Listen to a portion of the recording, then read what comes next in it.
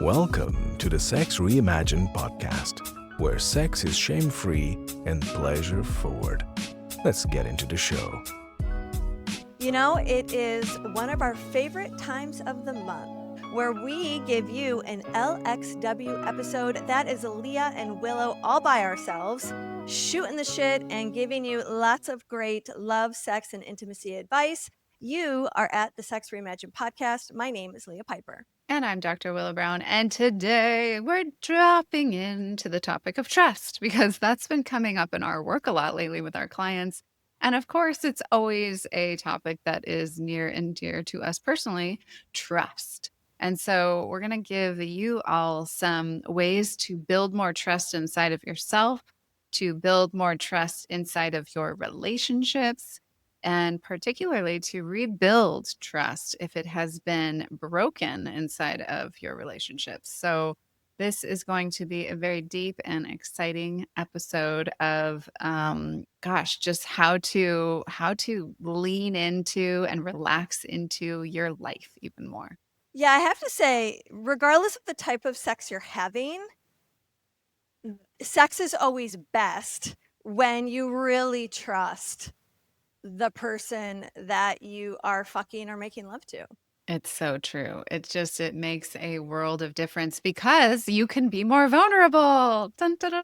Like if you really, really trust the person to get more outside of your own comfort zone with, then you get to explore places inside of you that are, uncharted territory. And in sexuality, I think that's one of the things that drives Eros, like, oh, I've never done that before. It's like exciting and fun. Yeah, we were talking the other day about the type of people that are just super trusting in general. They kind of live in the world assuming the best and lead with trust. And then other people who do not do that. They are looking to see that trust is earned. They're much more cautious and conservative about their trusting. It's a privilege. And you and I agreed. And I'm curious about those of you who are listening. Are you the type of person who leads with trust or maybe suspicion? And tell us why. Guess which one we are. Okay. I want to put that in the comments. We're going to hold a little contest for you all. Like, do you think Leah and I, both of us are, because we're the same, lo and behold, do you think that we lead with trust? Yeah. Or do you think that we lead with, I guess, suspicion would be the other side of that coin, for lack of a better word, but. Yeah. Well, we're going to go ahead and give you that answer now, because we tend to be very trusting. We prefer to be the trusting type. I always trust people until they give me a reason not to trust them. Yeah. Which like sometimes leads to a world of hurt, I will say. It can bite you in the ass. My sister thinks that is just irresponsible and stupid. She's like, Leah, do you know how much I've worried about you over the years when you're traveling across the country and you're living in a tent and then you're living in a car and then you're living on the beach and you're always doing things that seem dangerous. Right. And you'll just trust anyone. I think she imagines that I'll just get in the car with anybody. Well, I got to tell you, I did that yesterday. Oh, really? Of course you.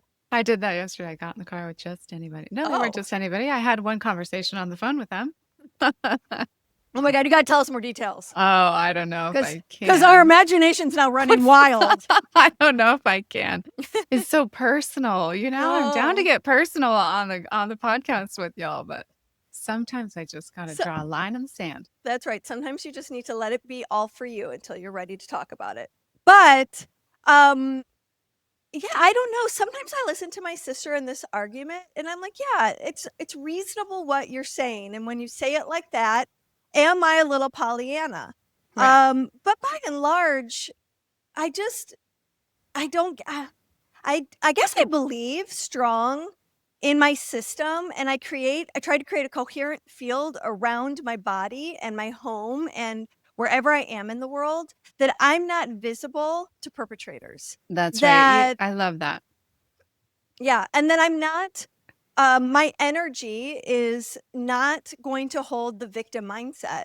Yeah. And that not to jump too far ahead in our episode already, but what Leah is speaking to is one of the things that we want to give you, which is like trusting in your own nervous system.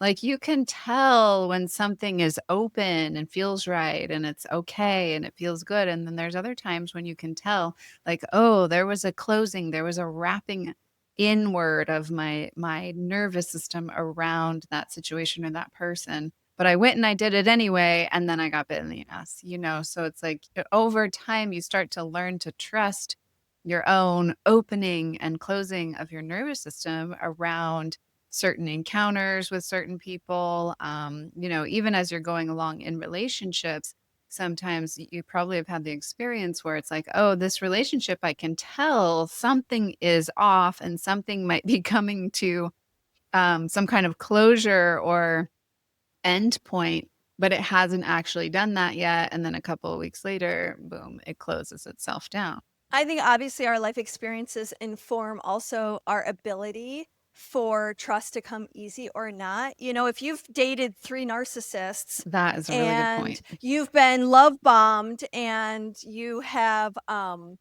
been gaslit, Yeah. in a marriage for 20 years, it is reasonable and Yeah. probably in some ways wise to Be less trusting. yeah, at least do what you need to do to have better distinctions, to see signs, to do some deeper work around how to better protect yourself. And that may be a process until you are Yeah. able to more fully trust in a way that feels good. Yeah, and piggybacking on that, I want to say, like, even it's for some people have grown up with trauma and abuse in the household. Could be physical, could be sexual, could be verbal abuse. Mhm. All of that can equally really inhibit your ability to understand your own nervous system and understand what's safe and what's not. So that experience of opening and closing might be really just the foundation may have never gotten laid down inside of you. And I just want to put a plug in for journey work and plant medicine around that particular piece, because I have seen people who came from those upbringings and came from just lots of, I mean, horrific abuse, things that you wouldn't even see in the movies. And through psychedelic, through journey work, they have come to a place inside of themselves where they really know how to read energy better. They really know how to read signs and even people's faces and read energy, read the frequency of what's going on to a point where they can remove themselves if it doesn't feel safe for them or step forward if it does feel right. That's as a result of doing plant medicine, you're saying? Mhm. Yeah. Yeah, Well, it's a great way to heal, and sexuality or sexual practices is another way to do that, like, those 2 medicines, like, really opening up your Shakti and awakening through tantric practices and plant medicine, both of them can just completely redefine your nervous system, so plugs for both. I think that's interesting that you bring that up because it reminds me of a lot of people that I know, even if it wasn't like super traumatic, but their parents, there was a cheating parent who was always lying, or there Mhm. was a parent that used emotions to manipulate, Mhm. and to kind of hold the family hostage. Mm. And I think when you have that as a part of your conditioning in terms of like what love looks like, it's no wonder that there would be some trust in your nervous system that has been disrupted that now needs to be rewired. And that can be some harder patterns to shift because they were laid down when your brain was so young and it's still developing. Mhm. And I really think just traditional therapy can do wonders around this type of work. I do have to say, yes, I think that things like sexual healing and other somatic practices are very helpful, but I would caution a little bit jumping into the sexual healing space without doing some fundamental pieces, because what I notice is when someone has a lot of trust trauma, they're also the ones that tend to not take responsibility for Mm. things that for a rupture that they don't Things that go wrong. understand. And Mhm. there can be a lot of projections and transference to the person who's giving to them, that makes them actually not a trustworthy person to work with. Mm. And so Yeah. I think sometimes the sexual work is a little bit delicate, and it requires, if you're going to engage in it, having Mhm. some good personal responsibility, not being brand new to therapeutic Yes. processes, Yes. so that you've got a foundation and a maturity to go to that level of nudity That's a because of the vulnerability. That's a really good caution and a really good point. I mean, there's so many somatic practices these days, somato-emotional release, EMDR, gosh, what else? Even the IFS, internal internal family family systems. systems. Yeah, I was just gonna say that. You took the words out of my mouth. And I love that you brought that point forward because yeah, the sexuality piece, it's such a root piece of where we generally societally don't trust. So if you don't have some kind of foundation, it could potentially take you further down the I don't trust anyone path. Now, I'm curious, Leah, because you've been working with people hands-on for so many years. Have you had that experience? I've never had it. I've watched delayed detonations a lot. I've You have. seen it, especially in the seminar space, and thankfully, that's a good place for those things to happen because there's a lot of support. I've seen it there, And yes. yeah, so Mhm. you have 2 students who are beginners learning this, Yeah. and it's not a bad thing for that Yeah. to show up because it helps give a template Yeah. for everybody Right. how to handle, that kind of experience. But it really it's hard because everyone's triggered, and their safety patterns are up, and people are at different levels of taking personal responsibility and Yeah. are at different levels of their ability to receive feedback and So how they're true. going to internalize that and the meaning that they make about that. So Uh, true. yeah. Yeah. Oh, aren't humans peoples? They're so fascinating. There's so many layers to them. All right. Well, let's go into the pros and cons of trust inside of sexuality and romance. Obviously, we've talked about some pros already. Deep trust within yourself and within relationship to another person can create uninhibited pleasure, total paths to surrender, so that these waves of eroticism, rapture, and arousal that you've never had before can come to you. And it can really create this deep sense of emotional depth. Yeah. I want to talk about like the pros because there's a certain sense of security that when you can internalize trust, your sense of security is grows exponentially in so many different sectors of your life. You trust your inner guidance that what you feel deep inside is the right path for you. That despite what other people want you to do, that you choose your own sovereignty, you move forward to really trust your gut and your system. And when you can do that repeatedly with good success, that gets stronger and stronger and stronger. So I think having trust in your inner guidance is something to develop. Absolutely, 110%. And I think it's something that we continue to develop because, I've had the experience well, not so many times, but many times, recently in the last few years, where it's like I got just completely blindsided. I was just in total faith and trust and then, got slapped upside the head with something different. And so it can be like, I always really prided myself on being somebody who has tons of faith and where did this faith even come from? I don't know. God gave it to me. But when I look at, my family structure, like I've never met a man in the world who has more faith in the universe and in God than my father. So Mhm. that's where it came from for me. But when it gets rocked to the core like that, ooh, Yeah, oof. And so what's the meaning that you make for yourself when that kind of takes you down to your knees? How do you come back from that? How do you work with your own thoughts and your feelings around that?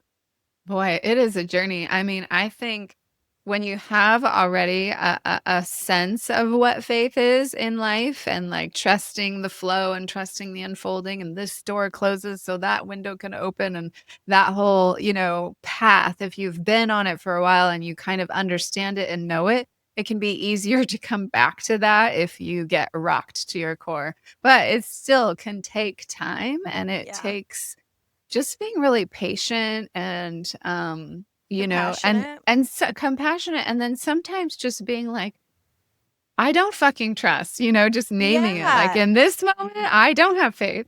Yes. And giving yourself permission to actually be present to that instead of trying to bypass it emotionally. Exactly. This is a cliche, but it does give me comfort. So I return to it time and time again. But it's the saying, it's not happening to me, it's happening for me. Yeah. I had someone else say something to me once. They're like, yeah, it's not happening for me even. It's not happening to me. It's not happening for me. It's happening through me. I was Oh, like, that's a new "Oh, one. I like that." Yeah. Yeah. And so that really, that's been a part of my journey for sure. And coming back to faith and trust is like taking my persona out of the equation, getting like way more cosmic with it all, and just being like, this is just an experience. I am not Dr. Willow Brown. I am not this ego. I am not this person that is put out into the world, but rather like I am a walking, bundle of cells that is interacting with atoms and cells all around me, and this is just what's flowing through at the moment. Back to security, I was thinking about like trust and security. And I feel really fortunate to have a marriage where we have a very strong foundation of security. Mhm. And when I think about the times where I questioned that. So Within your marriage or just yes, in life? within my marriage, like really Mhm. wanting Matt's support in a very specific way for specific reasons and Mhm. feeling crushed when that is just not something he can provide. Right. I'll give you like there's certain parts of my career. Matt's very generous and totally believes in me and loves what I do, all that stuff. It's not that he has any problem with my career choice, but there have been times when I want him to give me the level of faith that my father gives me, which is that message, you can be anything you Anything. want, Yes. like you can have it all. It's like that Yeah. cheerleader in the corner that just Uh-huh. sees your genius and your brilliance and thinks you're just the biggest star in the world. And I had that with Charles. Yeah. He Right. he provided that and that was really good for me. And so when Matt really wasn't interested at all in kind of giving me that kind of messaging, is like, like it's not in alignment for me, Leah. Yes, I think you're great, but no, I don't care if you're a superstar. In fact, I prefer if you weren't. Uh-huh. I Uh-huh. was just gobsmacked. I couldn't believe it. Right. It was Right. so out of, I just thought it You're was like, unreasonable. what? I'm Yeah. like faking it, Yeah. I mean, So every other man in my life that's been crucial and primary has felt that way. Yeah. So it's an interesting thing to just go, okay, I Uh-huh. can't, this is not worth a fight. This is Yeah. his truth. Yeah. What am I going to do? Am I going to make this mean something about him or make that mean something about my worth, that he doesn't see me or something? Yeah. And then I sat with that for a little while and said, you know what? I'm going to trust other people who authentically do see that in me. And when Right. I need that kind of reflection, I I'll have go to other them. people I can go to. It doesn't Yeah. have to come from my romantic partner. Mhm. And that It could come from me. it comes from I'll you. be It your comes from cheerleader. Whitney. Yeah.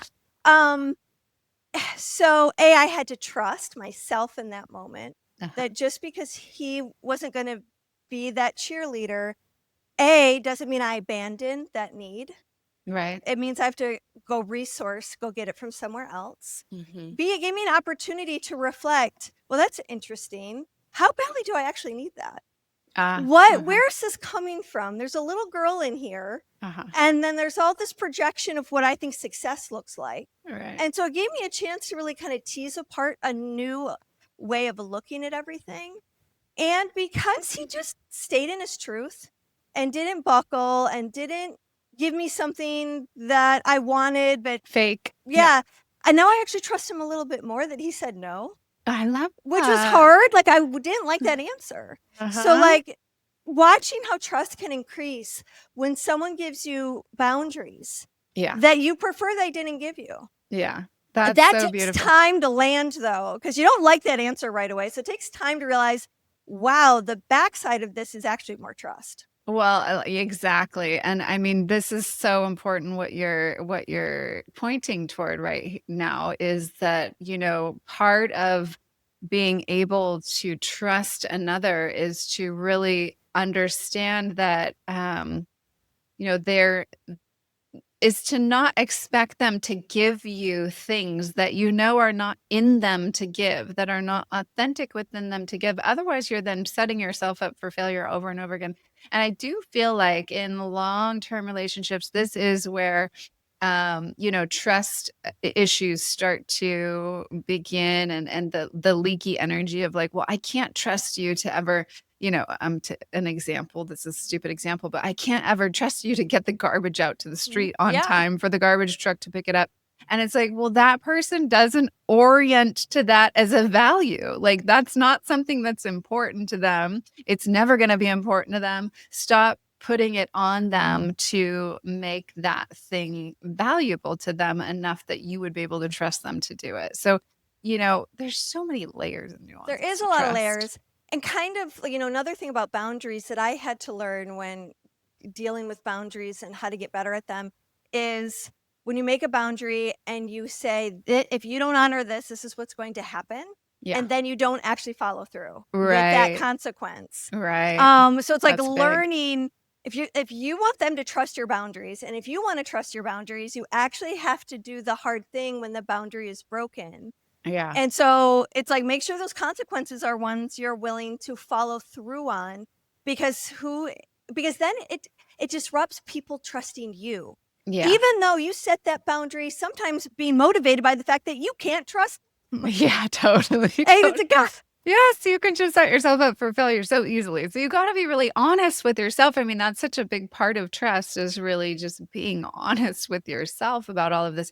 And while you're bringing up boundaries, I don't, if those of you who haven't heard us talk about boundaries yet, I think it's really important to just throw this piece in and let's talk about it now. Is like, boundaries are made up of sort of two pathways, and a boundary could either be a request or it could be a requirement. So just to set it up a little bit more about what Leah is talking about, if she has a boundary, like, I need you to take out the garbage every Tuesday, and if you don't, I will still love you, I will still be your wife, I will still be here for you. That is a request versus a requirement, which is, I need you to take out the garbage every Tuesday. And if you don't, it's going to be the undoing of this relationship Right. at some point. Or if you don't, it's going to rot and the garbage is going to pile up and it's going to stink. Yeah. It's a good distinction to play with, y'all, the difference between a requirement and a request. And that's that being really honest with yourself. And I think one of the things too about boundaries versus like rules, for example, because these things keep us safe. Boundaries, rules, fences make good neighbors. Rules tend to be more hard and fast, whereas boundaries shift as you shift. Boundaries can be changey and malleable as you change and evolve. So it's important to always kind of like a requirement of a boundary requirement side could easily request side could easily turn into a requirement down the line. So just keeping your finger on the pulse of what's really true for you is going to be like the number one north node for trusting in life. And I really encourage people who did have examples in their early childhood of distorted trust, of having family members that repeatedly lied or cheated or betrayed or manipulated or gaslit, to take some time, all of you, if you haven't, reflect on your earlier childhood. How much of that was going on in your household? And do you find yourself in fights with partners, and not just maybe the partner you're with, but past relationships, because you couldn't trust them? What tends to happen is we go into transference. Suddenly we can't see that it's Jeff, our lover of 3 years. We're actually in transference. It's our dad we're seeing, or it's our uncle, or it's the last 5 boyfriends who cheated on you. And the thing to recognize, instead of blaming so that you can validate your reason not to trust and why men aren't trustworthy or women aren't trustworthy or so on and so forth, is you're the only constant in this pattern. And so if you do want to find a trustworthy partner and have a healthier relationship in the world of trust, you're not going to get there if all it's about is trusting things that are outside of you. The way to course correct is going and developing self-trust, is getting very introspective on the inflection points in your life where trust bit you, hurt you, devastated you. And now to sort of correct your faith, so that, and then to also look inside, because so much we don't. Here's the reason why we really wanted to have this episode, is because so many people think of trust and they always project that it's outside of them, Mm-hmm. when really trust is an inside game. It's a Mhm. door that opens over here. And what happens is we don't trust our ability to choose the right partner. We don't trust our ability not to make the same mistake over and over again, because it's happened over and over and over again. So if you want to heal trust, you also have to take a look at, do I trust myself? Yeah. Yeah. Can I find a place inside of myself that I can calibrate enough to my own truth that I can trust that? And that is a very deep, deep practice, a very deep personal journey. And it does have to get recalibrated continually. It's like that these last 3 years have shown me a deeper pathway into faith and trust in myself than I ever had before, because of the breaches in trust that transpired over and over again. One of the biggest issues around trust for me that I had to heal was trusting that I was lovable and that I was Mhm. worthy of like someone being in love with. Mm, And the way I tried to protect myself, because the scariest thing, and I remember the fear, like the visceral fear of if I found out, like my hunch was I wasn't worthy and I wasn't lovable. And the worst thing that could happen is to prove that that's true. mm. So I just wouldn't even go there Wouldn't even with go there. lovers. Yeah. I just settled, like, I just made this starry story up that like I was cool because I had lovers. Yeah. But no one was really falling in love with me. Mhm. And I couldn't admit how badly I wanted that. So I just told myself lies and lies and lies and lies. And for years and years and years. And I went without acknowledging this huge desire, this deep, deep human need. And also to take the risk and to find out, would anyone fall in love with me? Um, It's okay. So personal question then, how long, when you finally got honest with yourself, what was the process? What was the journey? What was the time frame that it took for Matt to totally fall in love with you? Well, I was able to correct this before Matt. So Okay. this happened a little bit earlier in life, and really, it wasn't until I discovered Tantra, Uh-huh. and I started having more truly intimate, sober Yes. experiences that were asking me to get really present, especially with sex. Mm-hmm. And that I began to change the vibration of people that I was spending time with. So I wasn't smoking as much weed, wasn't getting wasted at night going to bars. I was like sober enough to actually feel all this fear and to get naked emotionally as much as I was getting naked physically. And it was wonderful and shattering at the same time that I Mm, couldn't hide from myself anymore.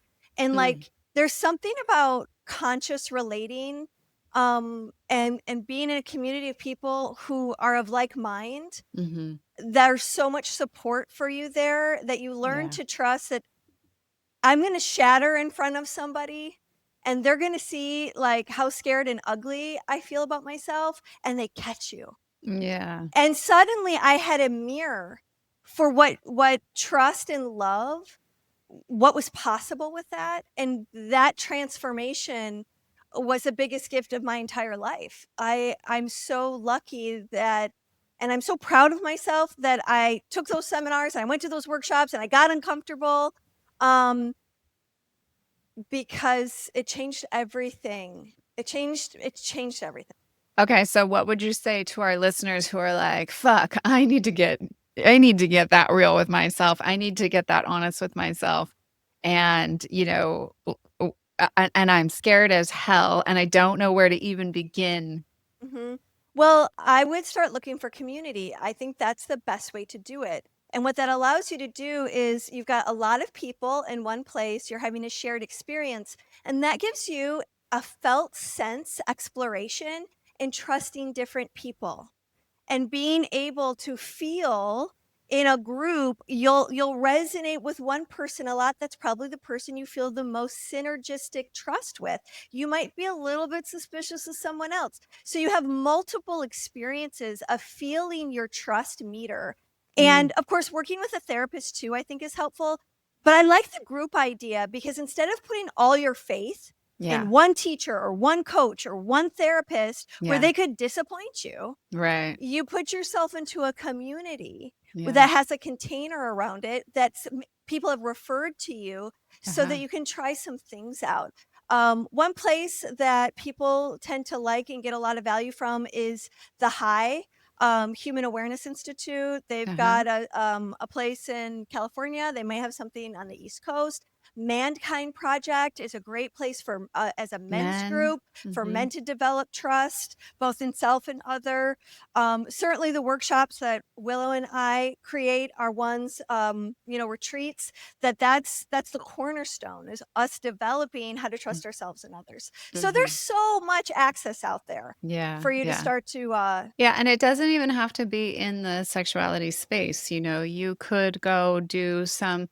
It does seem like having some kind of like evolutionary developmental training that you're going through with a group of people, really allows you to drop in with these people, because when you're going through an evolutionary developmental training, you're exploring vulnerable sides of yourself, but everyone in the space is. Another place would be Linda Cesara's work, and she's got these 10-day retreats on Maui that are, you want to do a deep dive into your developmental stuff, go check that out. So I think that, not just community, like, oh, I go to Kirtan and I see the same people, but more like, okay, we're going through a portal together. We're going through a process. We're learning something together about how to be better humans. Yeah, like an active growth process that asks you to get in touch with yourself emotionally. Here's some things that you could try On your own. to cultivate on your own. Yeah. One is to write a letter to the universe. And I love doing this. yeah, say more about this one, Willow. So, you can turn this into anything that works for you. But what I like to do is I like to set a timer for 11 minutes and 11 seconds, because 1111 is an angel number. And so it holds you in this like angelic space, and you just sit there and you feel what you want to feel. There's so much going on in our human experience of like trying to figure it out. Okay, I want to feel happy. I want to feel safe. I want to feel supported. I want to feel like I can trust my partner. How am I going to get there? How am I going to figure out the way to that? And, the laws of quantum physics and manifestation say, stop trying to figure it out, just sit in the feeling of it.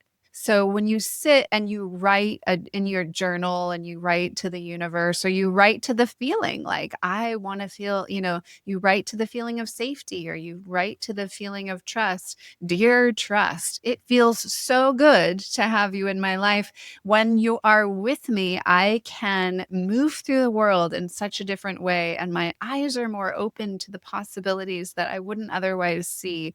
And you just spend 11 minutes and 11 seconds writing to the thing that you want to feel more of in your life. Yeah, that's a great exercise to really imagine what it feels like in your body and then in the world, living your life if you lived in trust. What does that feel like and look like? How do you treat yourself and how do you treat others? Yeah, who And do you get to explore be? that. Yeah. Along those lines, another thing to explore is using your felt sense, being in your body and really asking yourself, what does it feel like when I'm trusting? What are the sensations? What am I aware of?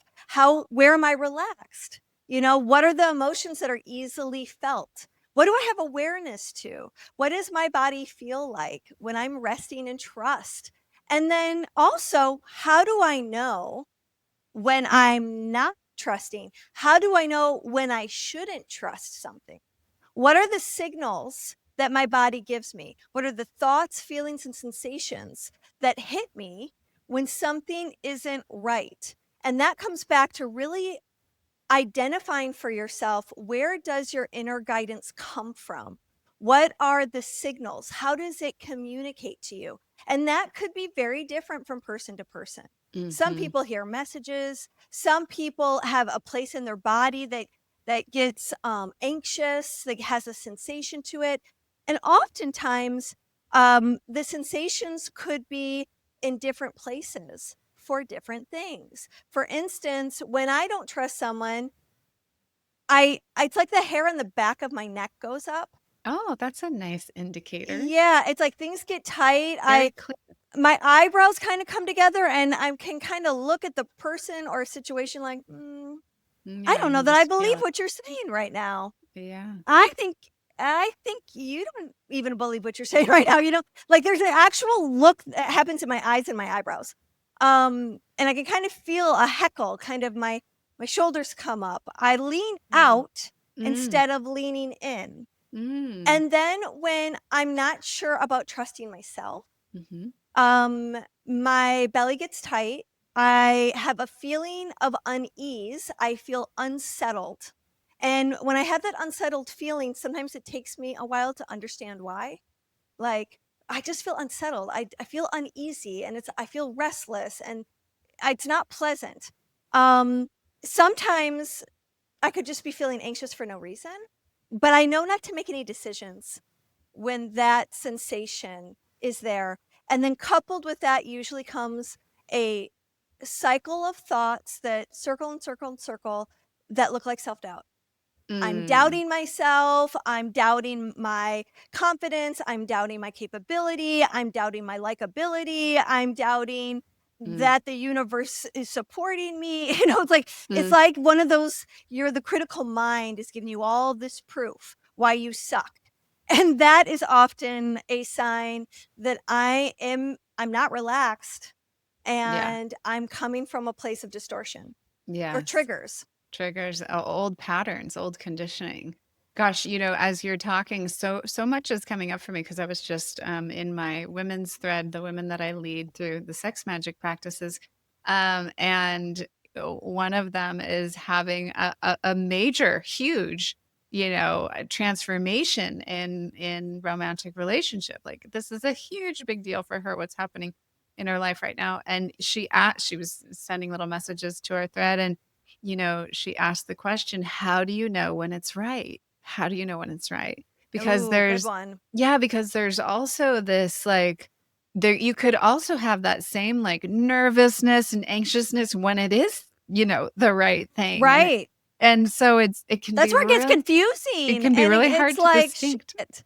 Yeah. Yeah, that's such an important inquiry question. Yeah. I And really, really like that. yeah, and so, my reply to her was like, because she also said in the same, sentence was like, but I'm just doing it. I'm just doing it, and either it's gonna work out or it's not, but I can feel this old construct of fear that's causing me this question. Yeah. And I think what you're talking about is like there's something deeper inside of you, and it's really gut level. Like if we look at the brains in the body, because we all know this is a brain, but we may not know that the heart has all kinds of neural networks and neural pathways and memory and emotion, and so does the gut.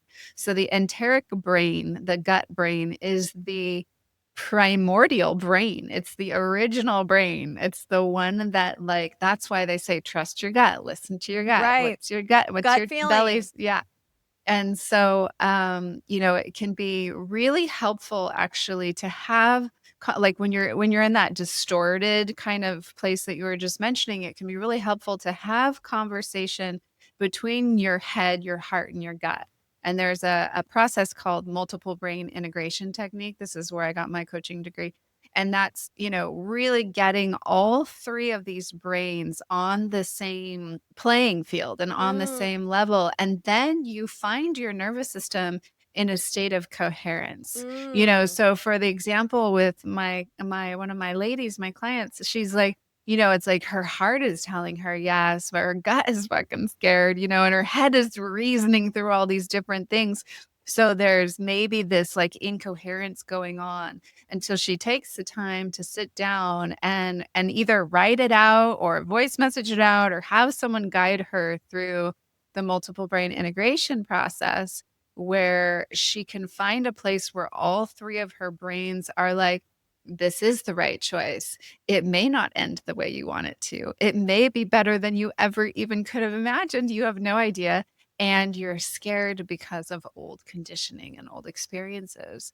So then she Beautiful. could proceed forward with so much more um, clarity around this is the right thing, even Brilliant. though I'm nervous. I love that. And because I think we confuse trust with fear. If Yes. I feel this negative emotion, it means I can't trust it. But Right. oftentimes when we confuse that inappropriately, then we hold ourselves back from taking risks and taking chances because we don't know what the outcome is mysterious. We don't know if we'll pass or if we fail. And a part of really knowing that you can trust yourself is knowing that even if I fail, even if I make a mistake, even if my heart gets broken, I will be okay. Mm-hmm. And this is where fact finding can be very, very useful because you can go back and look at history and say, when that tragic thing happened, I thought I would fall apart, but I eventually was okay.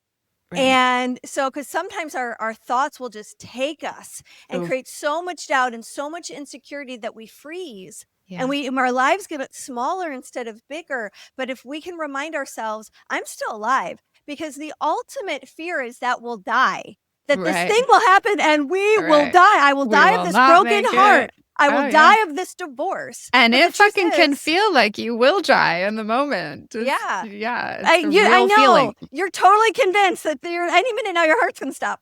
But the truth is it doesn't. You keep going. Yeah. And eventually you are okay. And we need to know that when we're in that moment of crisis and we're not Yeah. sure we can get through our mom's funeral. Right. You know? Oh, let's not talk about Yeah, we that. Okay, I want to talk a little bit about, like, let's say partners have been together for a long time, and that there was a breach in trust, there was a cheating, or there was a betrayal at some point long ago, or potentially not that long ago. But I've got a client right now who's in that situation where it was years ago, years and years and years ago, and there's still this trust these rupture. layers of like, yeah, how can I drop in? How can I trust this person? And so if there's been a deep trust rupture, like that term, inside of a relationship, what are the practices that we would recommend for you all? Yeah, that is a great yeah, let's go there. That's really useful. Yeah. One of the things that that we think could be really helpful is um creating trust jars. Now, it might sound kind of corny, but it can be also really fun. And like, you have a jar and you could make art of it, or it could just be a jar. Doesn't have to be artful, but you could make it more fun by putting something pretty on it. And every time your partner takes a small step toward rebuilding trust, you write that down and you put it in the jar. And this is just a physical reminder that you see regularly, because there is something about, rewiring these neural pathways in our bodies where when you see something physically, it reminds you, oh, yeah, that's the feeling. That's how I want to feel. Oh, yeah, they did that little thing yesterday, and that really felt trustworthy to me. So then you're looking at that jar every time you're in the bathroom or the kitchen or wherever, or in the bedroom, and you're reminded that they are working their way back into that vulnerable place in your heart. And sometimes you might write something down that they weren't trying to be trustworthy. Just for you, it hit you in a way where it's like, oh, I can trust them again deeper and more because of that action that they took. And the reason why that is so effective is because our brain is wired to see the negative. It's all connected to our survival early in the beginning of time for humans. So it takes, I think, 4 positive things to happen to knock out 1 negative thought. So that's a lot of positive shit that has to happen all day long, because we are hardwired to focus on the negative, to focus on what's not working, to focus on what we can't trust, instead of programming ourselves to look for the proof, fact finding again, of what we can trust, of being able to see our partner trying. So this is a physical exercise that can help you get in the habit of really noticing and changing your perspective and finding little wins for both of you. This can really help restore things at a micro level that ends up leading to big moves. Here's another exercise, and this is really good for recovering when you need to do some communication. And if you want your communication to be more effective, because oftentimes what happens, we start telling our partner what they're doing wrong and why we can't trust them, and then they get defensive and nothing actually gets resolved. So we often need to have some structure so that our repair conversations are more useful. I really encourage people, like, make your fights count. Make every fight turn into a win. Because if you're going to go through it, let's You get may to as the well other make it a side. win. Yeah. Yeah. So first thing you have to establish are some ground rules. One is no interrupting, no crosstalk. Let your partner get through what they're trying to convey, and no problem solving yet, unless it's requested. Just allow them to empty their bucket. And then there's an agreement that when it's time to respond, you really practice responding with curiosity rather than defensiveness. Okay, so I want you to keep that in mind. Now, here are the 4 questions. Okay, person 1 goes and they're upset. And so they try to, as factually as possible, say, when blank happened, when this thing happened. And then you talk about the impact, the emotional impact I felt, and then explore the emotions. The next one is the story I told myself about what happened and what I felt. You're sharing your personal interpretation. That is a part that may or may not be factual. That's okay. That the story I told myself as a result of those feelings and what happened is. The last question or last statement is, what would help me feel more secure?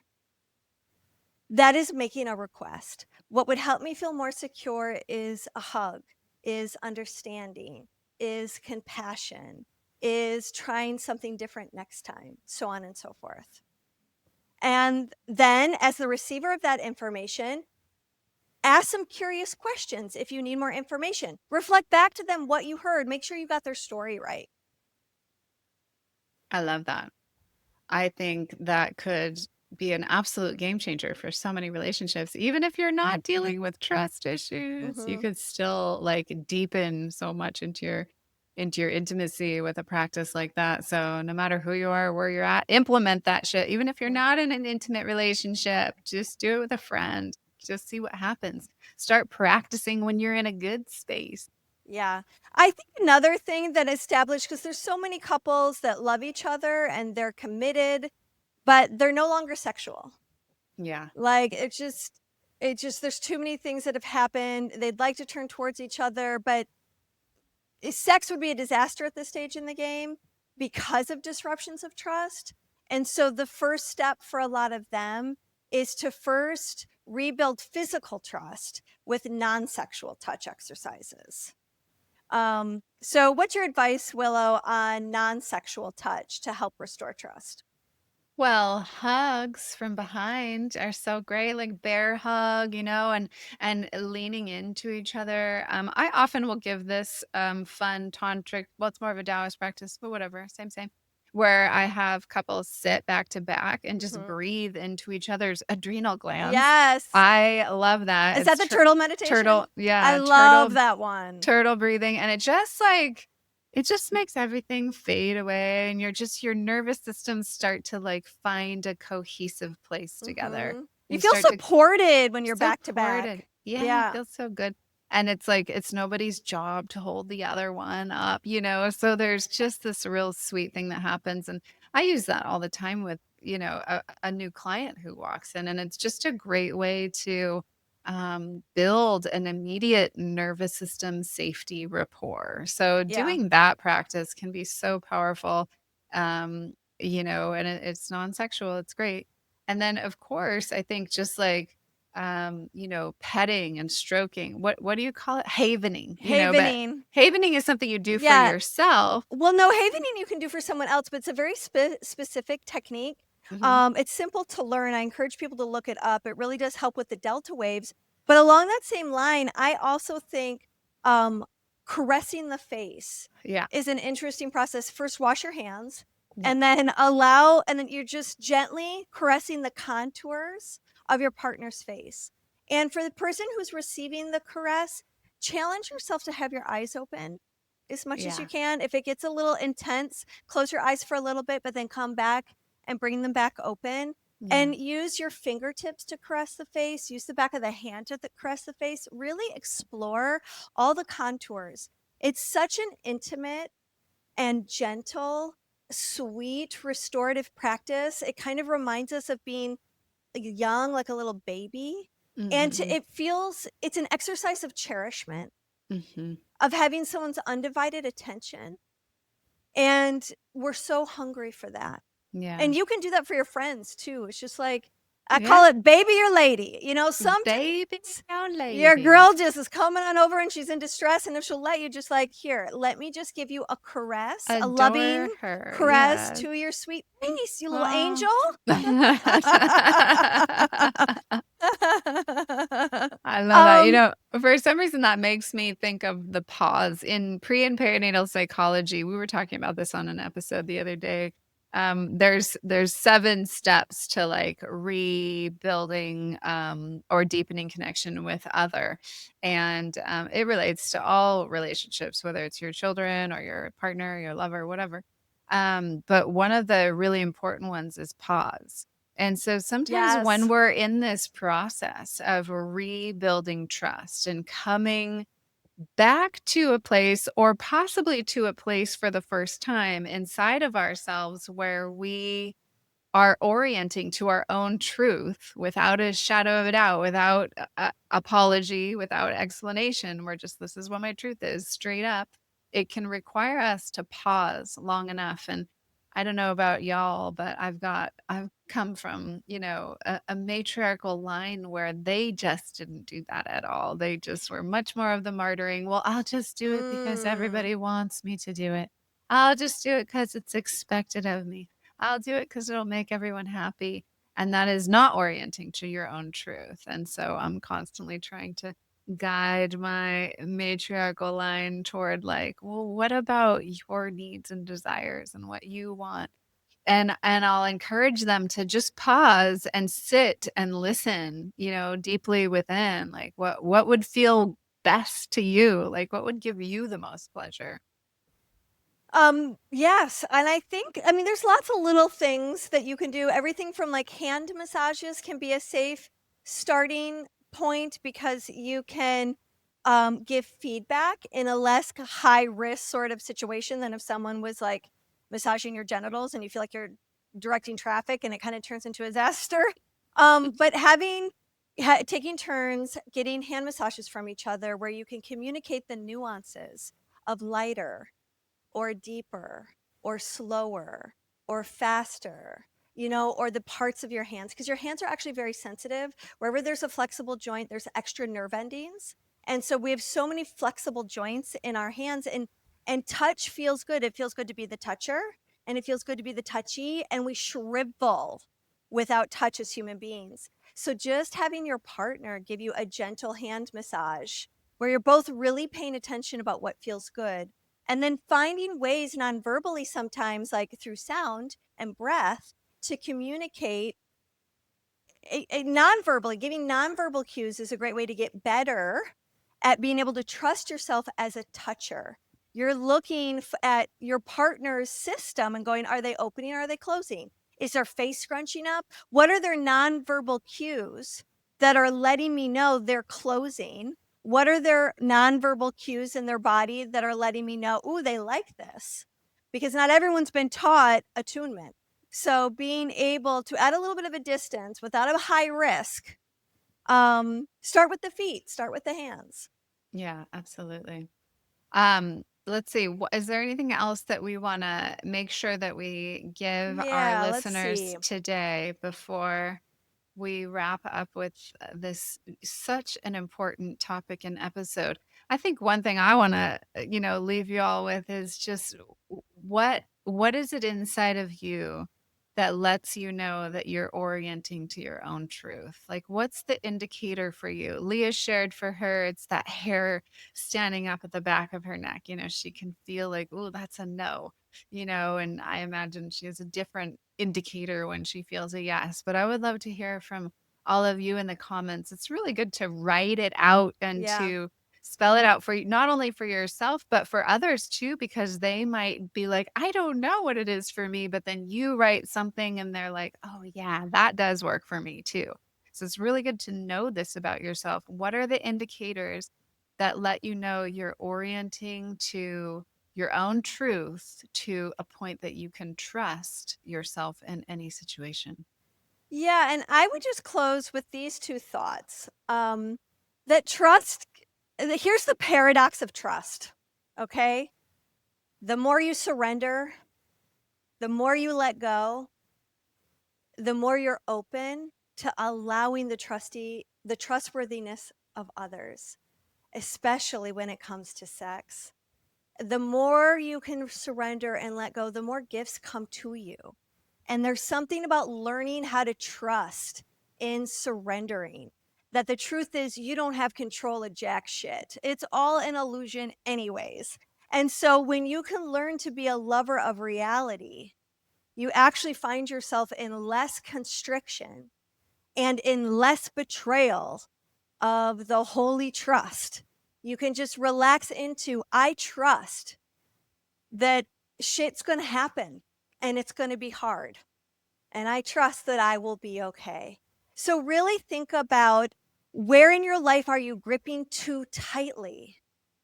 And allow yourself actually physically to unwind that part of your system that is gripping, and practice softening.